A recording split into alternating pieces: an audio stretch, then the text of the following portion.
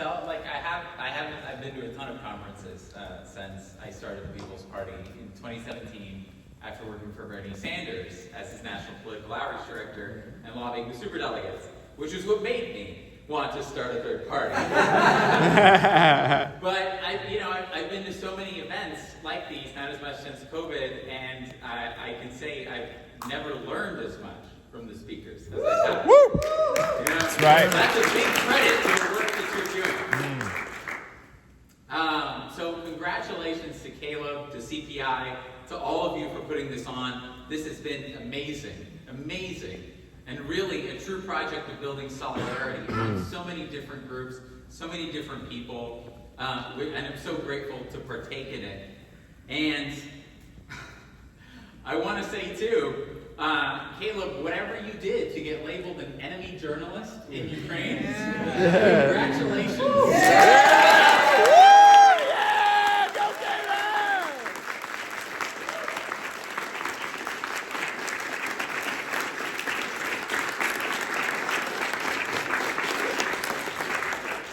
Caleb, does that come with a plaque?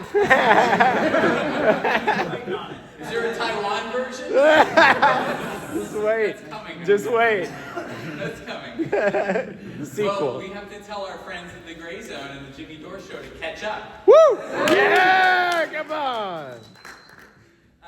We live, as so many of you have said and spoken, in a time of incredible geopolitical shift. The Western empire, American hegemony that has reigned, the American century is disintegrating before our very eyes. I mean, the Obama administration, which is perhaps considered the kind of the face of imperialism, the face of, I remember when there was a Pentagon memo, I believe it was, that said that Obama, they were hoping that Obama would win in his first race.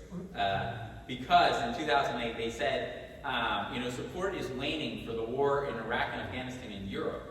And what is the best way to shore up support in Europe for the war is to put a cosmopolitan black face on imperialism. And that's the wokeness, that really is the enemy of the work that we're doing, that so many of you talked about too.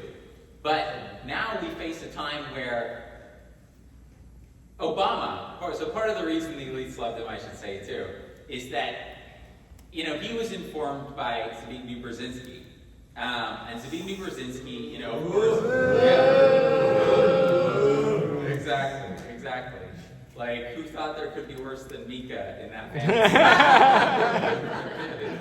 family? So, Zbigniew, of course, he was National Security Advisor to Carter. He was also an advisor to LBJ. He was an advisor to Obama. And his entire premise, he wrote a book called The Grand Chessboard in 1997. It was about instructing the U.S. and the Pentagon on how to maintain basically imperial power in the world, how to remain the dominant hegemony in the world. And he said Asia, Central Asia, he thought is the pivot of global power. And so you need to prevent, the number one situation you need to prevent is an alliance of the Asian powers, the powers in Eurasia, particularly in the East, China and Russia, and as well as Iran. Well, now we have a president who is simultaneously attacking all powers, canceling. Obama. That's why he pursued the Iran deal. That's why he pursued this reset of relations with Russia. Remember Hillary and the red button. And that's also why the reason for TPP, this attempt to really cut off Chinese trade and maintain American dominance, also the reason for continuing to occupy Afghanistan. And so, of course, Biden, his VP, when he was in office, Obama, comes in, simultaneously attacks all powers, starts a war, that is as close as you can come to a direct conventional war with Russia, today, is now, of course, baiting a war with China. And I don't believe for a second that Biden was not in league with Pelosi and going. I think that's a good cop, bad cop routine. Don't fall for that. I don't think the Chinese are falling for it either. And, of course, cancel the Iran deal. And so is simultaneously doing what would appear to be as much as he can in his power to liquidate the American empire. And I suppose, if Trump was, I suppose we should, it's at horrific cost, but cheer for the fact that so much of the world community is coming together against the United States and American hegemony, with that being the impetus. Even Saudi Arabia, American allies like Saudi Arabia support are wavering now. It's truly incredible, truly embarrassing for the empire. If this was happening under Trump, you would see the mainstream press screaming that Trump is liquidating the empire. Instead, because it's happening under Biden, they say nothing. They say nothing. And that's why Chomsky recently said that there's one statesman that has a rational approach to Russia, and then it's Trump. Of course, an insult to the Democrats as to how bad they are. But, which of course, it's incredibly pathetic. The way that the Democrats have openly become the party that is more warmongering than the Republican Party.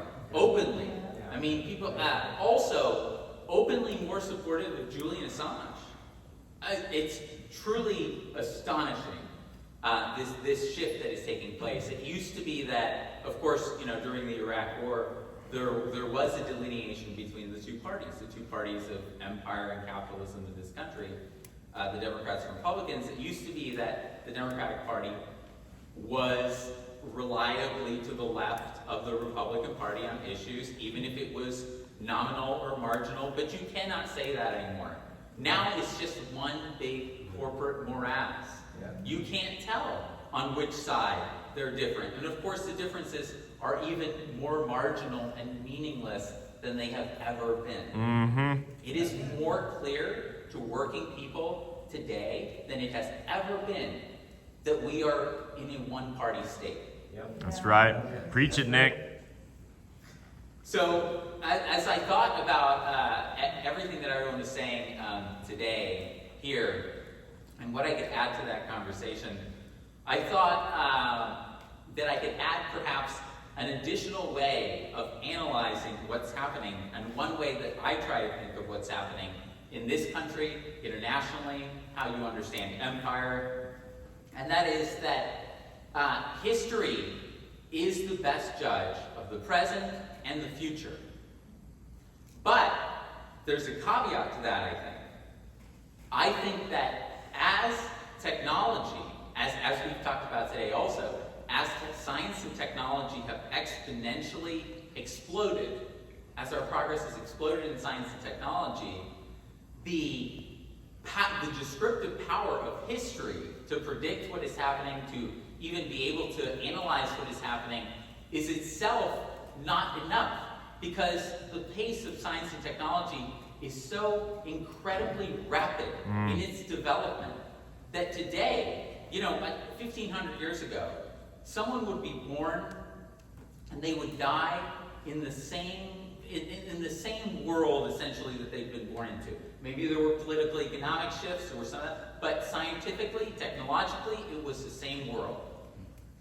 Nowadays, you are born and then you die into a world that is science fiction. When you were born.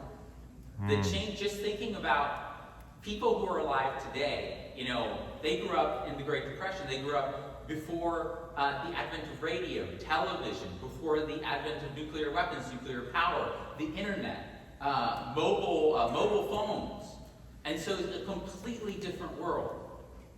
And our scientific and technological state as a society, as a civilization, as humanity, determines the kinds of political and social setups that are possible. And so, at the same time, we have this dynamic where, because of that fact, because science and technology are progressing so much faster, exponentially, you have Moore's Law, you have politicians, and we have an absence of congressional term limits in this country, you have politicians who are literally there for a half a century, who have this Cold War mentality, who have a mentality that is pre-internet, completely pre any kind of modern technology, and those are the people who are governing this country, the most powerful empire in the world, and they're the people who are making decisions without any knowledge whatsoever of really what the world is today. I worked on the Hill with John Kerry some, and I can't tell you how many members at that time, which was about a decade ago, still did not use the internet and did not use mobile phones, did not use emails. Amazing. And I'm told that hasn't entirely changed. More of which shouldn't be surprising. So, one thing that this exponentially accelerating advance of science and technology brings is that we cross thresholds in technology that couldn't be imagined, and social systems that couldn't be imagined, political economic systems that couldn't be imagined, and inventions that change the entire fabric and dynamic of society and the world, civilization. And the most consequential of those are existentially threatening technologies, nuclear weapons. And so 2,000 years ago, 3,000 years, 1,000 years ago, it didn't matter how particularly violent any king or pope was, they did not have the power to single-handedly end the world. Nowadays, many people have the power to single-handedly end the world. In fact, it's taken, over the course of the Cold War, it's taken numerous people who defied orders or protocol to prevent the world from ending. But a terrifying fact, I think, is that nuclear weapons were only the first existentially threatening technology. We are presently developing things that make nuclear weapons look tame. We're developing forms of the power. We will develop the ability to redirect asteroids. We're developing artificial intelligence and the potential of artificial superintelligence. We're developing nanotechnology and biotechnology. Now, every time that has the ability to create artificial pandemics, either from state actors, corporate actors, or even individuals or rogue groups. And so, every time, something that I'd like to argue is that, and that we've seen with nuclear weapons, is that every time that an existentially threatening technology is introduced into the world, like nukes, it enters a trajectory of two different trends. The first is that it becomes stronger. So the atomic bombs that we have now are more than 1,000 times stronger than the bombs dropped on Hiroshima and Nagasaki. Also, they proliferate. It began, obviously, the nukes first in the possession of only one country, now in the possession of about 16 countries, including some paranuclear countries. So, if you project that trend for every single existentially threatening technology, it both proliferates and becomes stronger. And you plot those together, and the risk is cumulative. And because you have a social, political, economic system, that capitalism, that is designed on fragmenting and pitting people against each other for the purpose of keeping a ruling class in power, you have an extraordinarily dangerous set of circumstances for humanity going forward. A set of circumstances that I believe, once you're tracking these together, you're saying nuclear weapons, okay, proliferating into more hands, perhaps entering, thankfully, nukes are very hard to develop, it takes a lot of resources, and so it's not as easy for individuals or corporate actors or other organizations to get their hands on them. But future existentially threatening technologies, that's not necessarily the case. Biotech weapons, like for example COVID. Jeffrey Sachs. I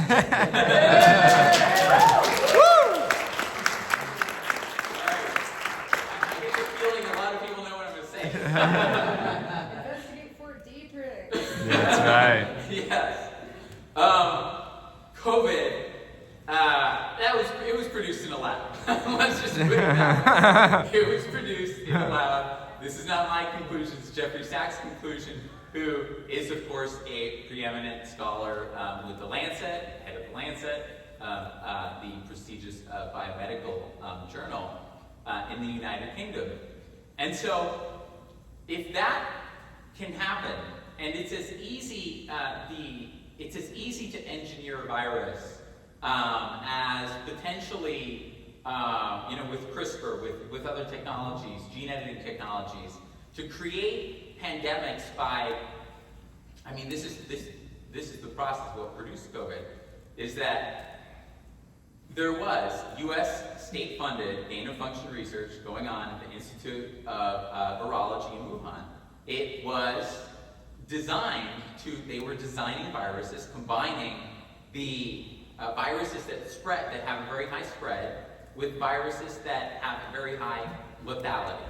That's what they were combining. So they created variations, for example, of influenza that are as deadly, that have a 35% mortality rate, even a 55% mortality rate. Imagine if it hadn't been COVID, with a 1-2% mortality rate, but it had been one of those that had escaped, or that had been released. That would have been the end. It would have been the end. The world under capitalism could barely handle COVID as a pandemic, which, if you think about it, COVID is the most mild, warning bell, canary in the coal mine of pandemics that you can conceptualize. Mm-hmm. But the thought that the next such virus that could be released or manufactured, not necessarily by a state, but by a corporation, by an organization, even by an individual with the right resources. That is a terrifying thought. Mm-hmm. It's a terrifying thought, and that's only one existentially threatening technology in development. And I don't even think it's the most dangerous either. I think it's the most proximate risk, but I think artificial intelligence is the most dangerous. And you know who agrees? Putin. In 2017, Putin said that whichever country controls artificial intelligence will rule the world. Because once artificial intelligence exceeds human intelligence, becomes super intelligence, because there's no reason to believe, it's hardly even a position in computer science to believe that human level cognition is the upper bound that the laws of physics permit in intelligence. In fact, we have every reason to believe that it extends orders of magnitude beyond that. And we have every reason to believe that artificial intelligence will ascend to that level. And being developed within a system that is driven for profit, within a system that is driven towards producing mass inequity and conflict, like these other existentially threatening weapons, that is the most dangerous way of handling technological development. I would even say it's suicidal. Mm-hmm. The way that we're going about technological development now is suicidal. That's why I don't believe we'll make it through the next half of this century unless we dramatically change political and economic systems.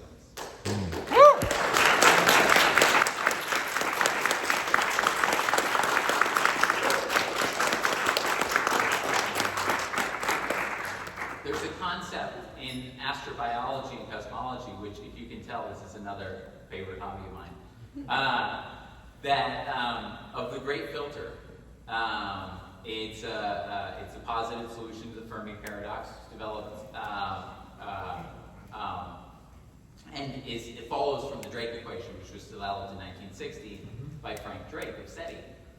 And the great filter posits that civilizations, as they progress in their understanding of the laws of physics and develop and scientifically and technologically, encounter certain technologies that, or natural, it can be natural existential threats as well, but typically it's artificial existential threats that wipe out most civilizations. And that's why we don't encounter, alien life perhaps at least as openly.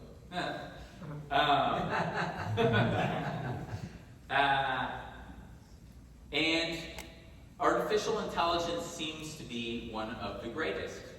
And one of the reasons that I bring it up and that I wanted to talk about it is that look at the agenda topics that elites, global economic elites discuss when they get together at conferences like this. World Economic Forum, Bilderberg.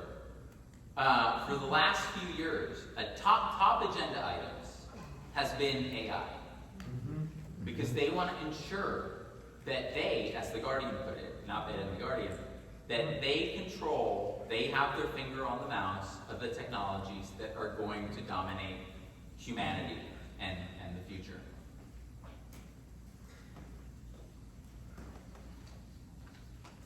And Caleb is reminding me of time. So, just to close, I bring this up because I think it's so important for it to be a part of our analysis of the world.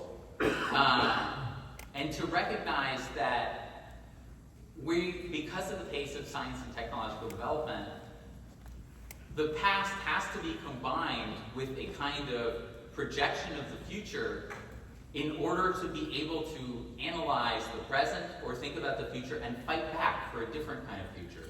We can't exclude ourselves from the kind of analysis that the ruling elite have. You know, that this is the only information that's only available to them. Because obviously on the mainstream media, when is the last time that you ever hear existentially threatening technologies develop? You know, when do you ever hear discussion about that? When do you ever hear discussion about artificial intelligence? They don't want the development of these technologies to be something that is discussed in public. They don't want the democratization of these decisions. And so as a result, you have the development of these technologies in a few private hands, and now threatening to wipe out and end all of humanity unless we make the kinds of change that we've been talking about here tonight as quickly as we can. Woo! Yeah! Woo! Okay!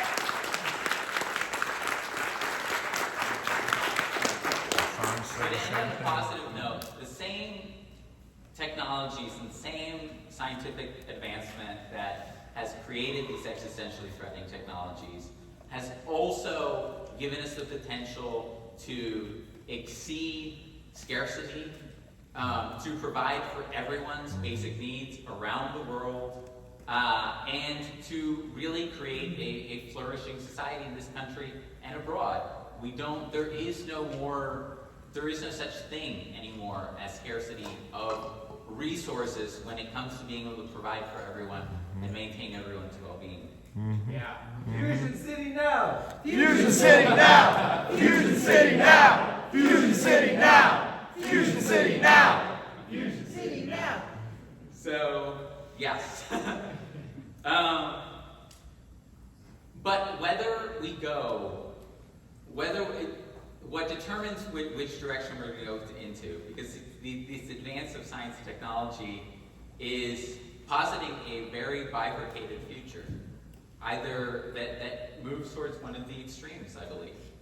Either it is going to be a future that offers a much greater global collaboration, much greater actually collaborative global governance as a form, as opposed to imperialism, or it's going to be mutually assured destruction by one of an increasing number of means in the next several decades.